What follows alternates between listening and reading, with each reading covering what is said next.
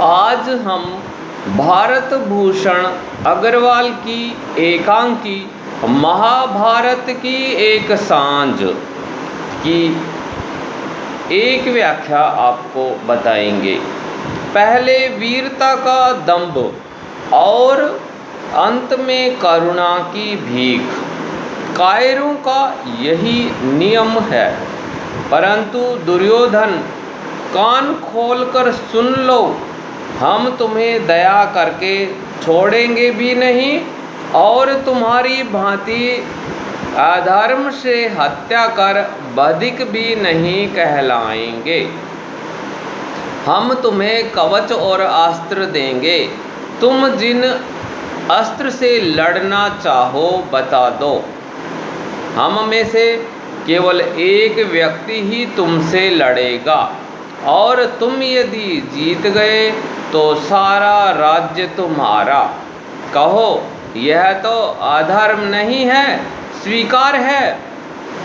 यह अवतरण महाभारत की एक सांझ शीर्षक एकांकी से उद्धृत है। यह युधिष्ठिर का कथन है। इसमें दुर्योधन की बातें सुनकर युधिष्ठिर ने अपने स्वभाव के अनुरूप ही उसे उत्तर दिया है। युधिष्ठिर ने दुर्योधन से कहा कि तुम्हारा आचरण विचित्र है। पहले तुम दंभ युक्त घमंड भरी बातें कह रहे थे और अब अंत में हमसे करुणा की भीख मांग रहे हो। तुम्हारा आचरण कायर पुरुषों का सा है।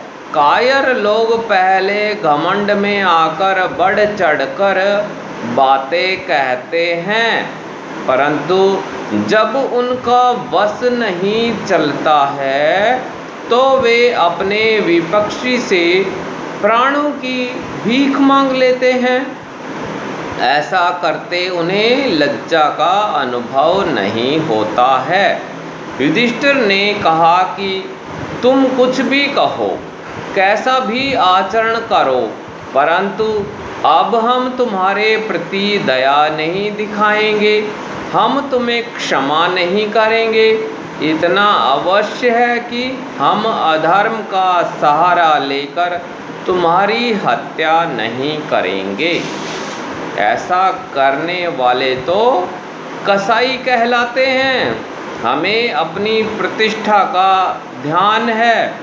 हम तुम्हारे साथ धर्मानुसार युद्ध करेंगे, एक वीर व्यक्ति की तरह लड़ेंगे। हम तुम्हें कवच और अस्त्र देंगे। तुम जिस अस्त्र से लड़ने की इच्छा रखते हो हमें बता दो। इतना ही नहीं, तुम्हारे साथ हम पांडवों में से केवल एक ही व्यक्ति युद्ध करेगा। इस लड़ाई में यदि तुम जीत जाओगे तो हम तुम्हें सारा राज्य लौटा देंगे। क्या ऐसा करना भी अधर्म होगा? क्या तुम्हें हमारा यह प्रस्ताव स्वीकार है? इसमें विशेष बात यह है कि उक्त कथोपकथन अच्छे एकांकी के कथोपकथनों की विशेषताओं से युक्त हैं। यह युधिष्ठिर का कथन है जो दुर्योधन के कथन से प्रत्युत्तर के रूप में प्रस्तुत किया गया है। इसमें वाग विदग्धता, तार्किकता की विशेषताएं हैं। इससे युधिष्ठिर के धर्मात्मा रूप का भी संकेत मिलता है।